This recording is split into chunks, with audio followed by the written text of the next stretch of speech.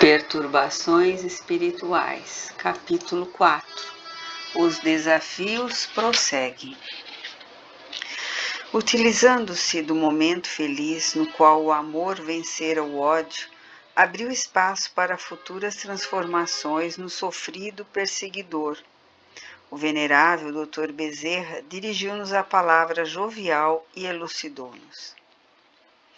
Iniciado o labor para o qual aqui nos encontramos, cabe-nos dar prosseguimento aos compromissos relevantes da fraternidade, com imediato atendimento a outros corações aflitos, a alguns dos companheiros que se encontram reencarnados, com tarefas definidas e não estão sabendo conduzir-se. Neste grave momento de transição planetária, as hostes do Senhor estão atentas às ocorrências de todo porte que sucedem na seara dos trabalhadores da última hora, advertindo-os quanto às responsabilidades assumidas antes da reencarnação. Compreensivelmente, este é um período de turbulência, como ocorre em todos aqueles em que se manifestam as crises para as mudanças que objetivam o progresso moral e a evolução do pensamento espiritual, exigindo muita prudência e reflexão antes das ações. Não se deve atuar de maneira intempestiva, buscando-se sempre a figura incomparável de Jesus como modelo único, interrogando-se quanto a situação for vexatória.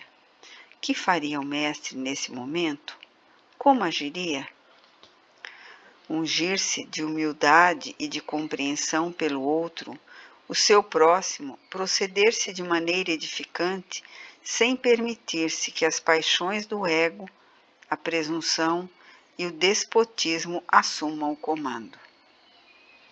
É inadiável o dever de voltar-se à simplicidade e à humildade real, despir-se dos títulos enganosos do poder temporal, mesquinho e irrelevante para dialogar, compreender, ajudar e encontrar o melhor caminho para seguir-se solidário e jamais solitário.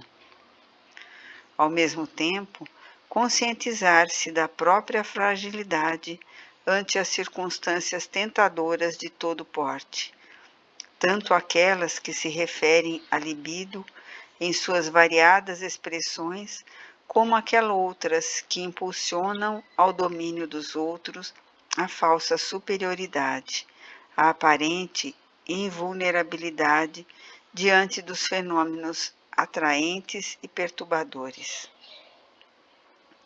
O passado está sempre em manipulação do presente.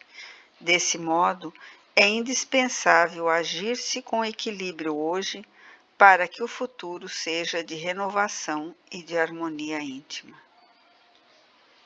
Não poucos líderes do nosso movimento na Terra vêm esquecendo-se do comportamento saudável de como Allan Kardec atendia os desafios que enfrentava durante a construção e divulgação do Espiritismo. As acusações de que foi vítima, as tentativas de desequilibrar-lhe a emoção, a falta de siso e de conduta edificante de inúmeros amigos que o traíam e o acusavam. Mas, apesar de tudo, manteve-se sempre fiel ao ideal e à mensagem libertadora. Os irmãos adversários, os denominados obsessores, agem contra o bem e contra as pessoas, mediante as suas contribuições vibratórias, que lhes permitem a sincronização de ondas mentais, pelas quais intercambiamos as ideias, os pensamentos, os sentimentos. Nunca será demais manter-se cada um em postura de simplicidade e receptividade, denodado a fiel ao trabalho que lhe cabe realizar, embanhando a língua na boca e impedindo-lhe a exteriorização dos conflitos que dão início aos choques e discussões que se multiplicam férteis nos terrenos das instituições. Nesse sentido, a vigilância para manter-se cauto e casto no desempenho dos deveres junto aos que sofrem, aos problematizados, aos enfermos que buscam amparo e muitas vezes transformam-se em seduções perigosas pela facilidade e despudor que lhes facultam expor-se. Essa debilidade de caráter tem sido responsável por muitas deserções e por tormentosos efeitos desmoralizadores do ideal de fidelidade ao dever. Logo mais, estaremos atendendo um desses últimos fenômenos, que é fruto de uma armadilha perigosa trabalhada pelos inimigos do Cristo, em cujo encalço nos encontramos. Silenciou por um pouco e de imediato convocou-nos a visitar o diretor de respeitável sociedade que estava sendo atacada ferozmente pelas sombras. Intrigas insidiosas geravam desconforto, frivolidades e acusações indébitas substituíam a fraternidade. Grupos fechavam-se e agrediam outros. Setores de atividades na casa isolavam-se e tentavam sobrepor-se aos demais. Competições e desavenças por cargos substituíam a simplicidade em campo de batalha. E a perda da sintonia com a espiritualidade superior, lentamente transferida para os serviçais do Anticristo, que se haviam infiltrado nos diversos setores que envolviam os seus responsáveis, que se censuravam reciprocamente, mas não se examinavam.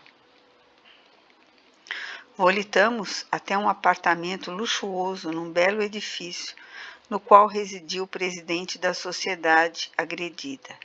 Esta, conhecida como das mais respeitáveis pela folha de serviços à humanidade e pela dignidade que sempre fora preservada em todos os seus membros, menos agora, quando atravessava a crise do desconcerto e da invasão dos mistificadores do além. O senhor Eduardo encontrava-se adormecido, mas em espírito lutava com o inclemente adversário que lhe provocava pesadelo, deixando-o suarento, alarmado. Nesse momento, sem perceber a nossa presença, o irmão Germano foi convidado, sem palavras, a aplicar energias saudáveis no companheiro encarnado, enquanto o Virgílio atraía a atenção do perseguidor, que se voltou na sua direção e blasonou arrogante. Até que enfim chegaram os lacaios do Cordeiro, e entregou-se a gargalhadas zombeteiras com expressões faciais deformadas. O dedicado espírita mineiro, com paciência e compreensão, respondeu mansamente: sim, somos os lacaios do Cordeiro, dedicados a amparar os lobos esfaimados e oferecer-lhes o pábulo que mata para sempre a fome de amor e de compaixão. Enquanto o diálogo prosseguia, vimos o Dr. Carneiro de Campos amparar o Sr. Eduardo com carinho paternal e retornamos ao centro de atividades sob o comando mental do nosso guia. O litigante, que se voltara contra o irmão Virgílio, não se deu conta que fora também conduzido conosco, tal seu estado de fixação nos propósitos morbosos que o sustentavam. O mentor solicitara antes ao irmão Elvídio que buscasse no lar uma jovem médium que se encontrava em momento de grave decisão, abusada sexualmente pelo dirigente da instituição, que se aproveitara da sua invigilância e tormentos íntimos para seduzi-la, sob a inspiração do adversário espiritual que veio conosco. Quase que concomitantemente adormecida, deu entrada na sala a moça equivocada sob os cuidados de bondosos auxiliares espirituais. Depois de instalados em 2 leitos adrede preparados no recinto, fomos convidados a despertar a jovem, o que fizemos com delicadeza e sentimento paternal. Ao mesmo tempo, Dr. Carneiro despertou o Sr. Eduardo. Adquiriram vagarosamente a lucidez ambos os visitantes, quando foram esclarecidos que ali estavam em uma reunião espiritual para tratamento e acerto das dificuldades em que se encontravam envolvidos. O Sr. Eduardo não ocultou o constrangimento que o acometeu, ainda mais quando viu a moça que ele enredara nas inconveniências do seu comportamento. Por sua vez, a jovem iludida demonstrou grande surpresa e alegria ao vê-lo e exclamou com simplicidade: Deus seja louvado pelo nosso encontro. Atraídos ao semicírculo que nos colocamos, foram convidados a sentar-se. A seguir, o mentor solicitou que Iracema, a convidada, continuasse a traduzir o seu contentamento. Comovida com o encontro que não entendia, desvelou-se e informou com veemência ao amante. Como lhe afirmei antes, a gestação agora foi confirmada após o exame que me foi solicitado pelo médico. Tomado de desagradável surpresa, o Sr. Eduardo retrucou irritado. Você sabe que não pode ter esse filho. Não ignora que sou casado e tenho família. Depois, como você explicará aos seus familiares, aos nossos frequentadores, a presença dessa criança? Quem você dirá que é o pai da criança? Irá por acaso destruir-me, humilhar-me diante de todos? Você sabia que eu era comprometido e que nosso sentimento teria que ser mantido em discrição. Ele emitia ondas de cólera que alcançavam a moça que a afligiam, levando-a às lágrimas. Deve ser um pesadelo, ao mesmo tempo que me perturbou há pouco, gritou o dirigente aturdido. Com bondade, o mentor esclareceu que não se tratava de um pesadelo, mas de um encontro espiritual para que fossem regularizados os problemas que se avolumavam na instituição e necessitavam ser obstados, de modo que se voltasse à pureza de comportamento, ao respeito ao próximo e aos deveres espirituais. O espírito que se encontrava em processo de reencarnação através de Iracema expressava por meio dos fluidos eliminados o estado de perturbação em que se debatia. Ao notar minha estranheza, o amigo, Dr. Carneiro, explicou que se tratava de uma reencarnação muito grave, porquanto era programada pelos adversários do Mestre, Jesus, e que fora preparada para criar embaraços muito sérios em relação ao genitor desajustado, com o objetivo de desmoralizar a respeitável instituição que dirigia. Não pude furtar-me a interrogação espontânea que me brotou da alma. Esses espíritos infelizes podem programar reencarnações? Até onde vão suas possibilidades de forma que podem interferir desse modo nas atividades humanas? Sem qualquer enfado, o benfeitor explicou-me com paciência. Tudo que existe e ocorre encontra-se sob a supervisão do superior dos embaixadores do Pai e no querido planeta sob os cuidados do amigo incomparável Jesus. Enquanto os desafortunados atrevem-se em organizar programas que dificultem a execução dos labores evolutivos das criaturas, tornam-se, por sua vez, objeto das soberanas leis que desconhecem e passam a ser responsáveis pelos acontecimentos infelizes que os dispensariam, pois que a providência dispõe de meios eficazes para todas as circunstâncias.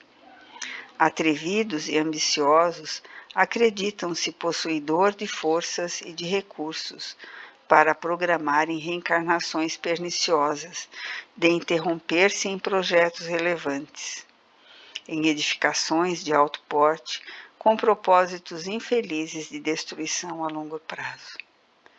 Eis porque a vigilância e a oração nunca podem ser descartadas quando se trata de recurso preventivo contra o mal, que ronda incessantemente os passos da humanidade em todos os tempos.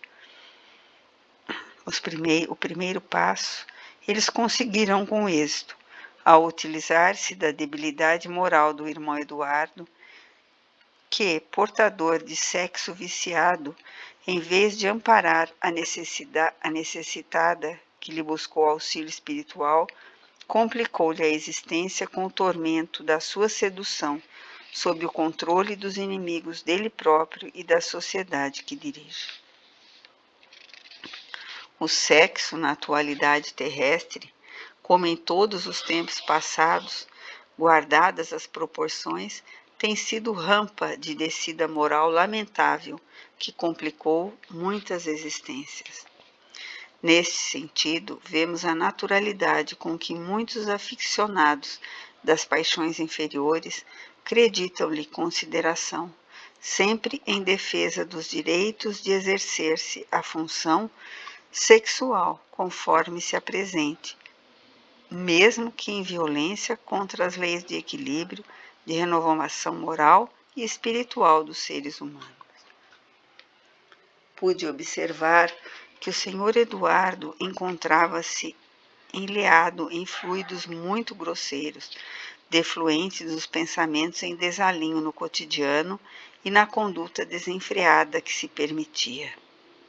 Porquanto, embora a aparente dedicação aos compromissos espíritas, era frequentador de casas de tolerância onde procurava dar vazão aos instintos mais vis.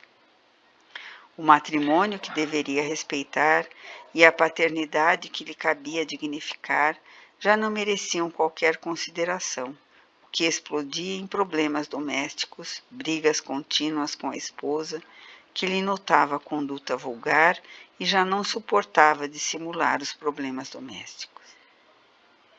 Naquele momento significativo, Dr. Bezerra buscou acalmar o companheiro revoltado, que se tornava pedra de escândalo na comunidade, que deveria honrar com exemplos de elevação, renúncia e abnegação. O irmão e amigo, disse-lhe o nobre médico, não tem por que ficar irritado com a revelação que lhe confirma o fruto da insensatez. Num relacionamento como o que o amigo se permitiu, sem tomar as providências impeditivas necessárias, era inevitável a ocorrência da gestação, especialmente num comportamento atentatório à dignidade pessoal da jovem inexperiente que foi usada com imprudência, assim como em relação a todos que frequentam a instituição que deve ser dignificada pela conduta dos seus dirigentes. Eu não posso assumir essa paternidade, exclamou ruborizado. Pensasse no assunto antes das atitudes reprocháveis que manteve, quando ludibriou a boa-fé da cliente que lhe buscou socorro e teve agravados os seus problemas. Há uma solução muito fácil, que é o aborto, porquanto ainda há muito tempo, já que a gravidez deve ser recente. Como se atreve um amigo em pensar no hediondo crime do aborto perverso? Essa criança deverá nascer a fim de ser educada nos princípios cristãos e não dar curso ao objetivo para o qual está sendo preparada para o renascimento. O amigo não ignora a nuvem de testemunhas a que se referiu o apóstolo Paulo, que a todos acompanha, exceto se a sua crença é apenas um adorno intelectual e um mecanismo de exibicionismo cultural, distante do comportamento saudável que confirma a excelência da crença. A vida é patrimônio de Deus, que somente Ele pode decidir a respeito da sua manifestação ou interrupção. Qualquer tentativa para o abortamento da existência em recomeço, a fim de ocultar as consequências da insensatez, é a atitude que mais lhe agrava a existência e que irá contribuir para futuros sofrimentos que devem ser evitados desde este momento. Ninguém consegue dissimular ou ocultar a verdade para sempre, por mais habilidade de que disponha. Momento chega em que a própria consciência que permanece obnubilada liberta-se das injunções impeditivas e apresenta-se em forma de culpa tormentosa que leva o paciente a suplicar o retorno ao corpo físico, sob deformações genéticas e transtornos mentais, em tentativa de esquecimento e reparação da hediondez perpetrada. Mas o que será de mim? Interrogou angustiado em desespero. Com a mesma energia, embora com suavidade, o mentor respondeu. O irmão não desconhece que cada qual colhe onde e o que semeia. Até então, você vem burlando a confiança dos familiares, dos companheiros, e auto-hipnotizado pelo prazer doentio, tem se deixado arrastar para a luxúria. Esses desmandos contribuíram para a sintonia de sua mente com espíritos inditosos, que tramam terríveis lutas contra o bem no mundo. Sabedor do objetivo da terceira revelação, que é o de desvelar o Evangelho de Jesus, perfeitamente atualizado, para uma sociedade aturdida que tem necessidade de diretriz e de equilíbrio, não se tem mantido à altura da responsabilidade que lhe pesa sobre os ombros ao dirigir uma instituição de alto porte espiritual, como é a em que se encontra. Diante da ocorrência que deve prosseguir, deverá assumir a paternidade e orientar o ser inditoso com carinho, com ele resgatando velhos débitos referentes a comportamentos igualmente inditosos do passado, que ora repete com desfaçatez.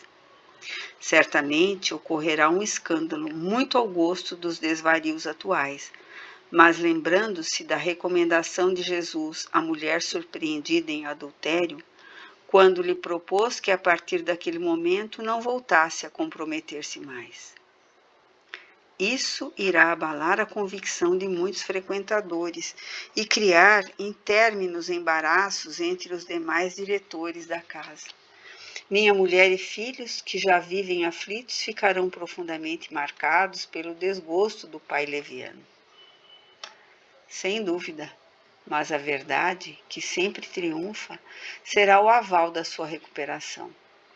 Não será o fato de todos ignorarem o seu comportamento que você se torna um homem de bem.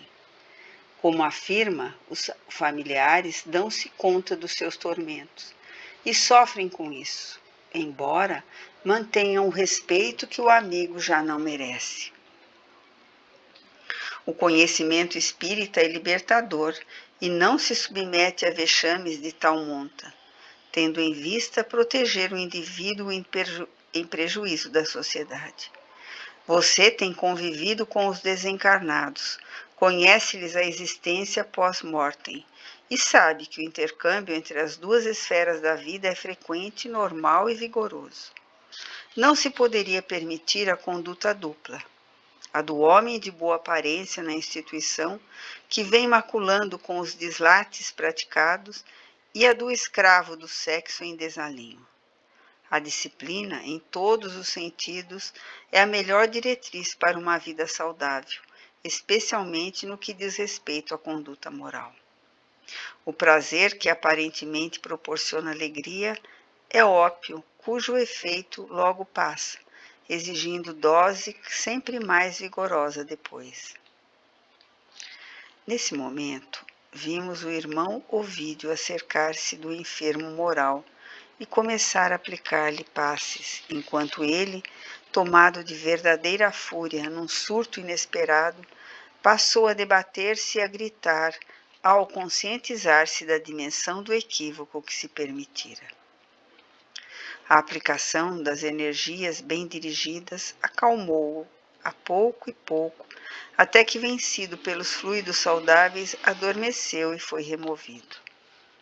A jovem Iracema acompanhava os diálogos com expressão de angústia e medo, embora estivesse amparada pelo irmão Germano Passos, que a sustentava com vigorosos pensamentos de amor e de compaixão. Logo após, Dr. Bezerra cercou-se-lhe e elucidou. Confie em Deus, minha filha. O filhinho deverá renascer através do seu corpo. Não tema as consequências das atitudes insanas que se permitiu. Você não poderá justificar-se ignorância em torno do estado civil do nosso amigo Eduardo. Sabia o pai de família e facultou-se dominar pela sedução com que foi envolvida. E ele me aceitará após esses acontecimentos? Indagou entre lágrimas. O futuro, respondeu Gentil, somente Deus o conhece, não nos cabendo devaneios nesse momento. O que é certo, é inegável, é que o ser que se encontra em processo de reencarnação merece todo o nosso carinho e o seu desvelo de mãe, embora a sua inexperiência nesse momento. Desde que você permitiu-se a leviandade comportamental, cabe-lhe arcar com as consequências advindas, quer o genitor assuma ou não a paternidade. Invariavelmente, a mulher possuidora de sentimentos elevados e mais sensível ao sacrifício assume as responsabilidades do lar, mesmo quando destroçado desde o início. Deus não lhe faltará com os socorros próprios a educação e a orientação do filhinho que recomeça a experiência evolutiva sob a coerção de forças antagônicas. De um lado, o compromisso com o grupo que espera dele ações cruéis, e de nós outros que trabalharemos a fim de que encontre o caminho do bem. Renunciada a uma prece comovedora pelo venerando mentor, a atividade foi encerrada e encaminhados os participantes para os núcleos dos próprios interesses emocionais.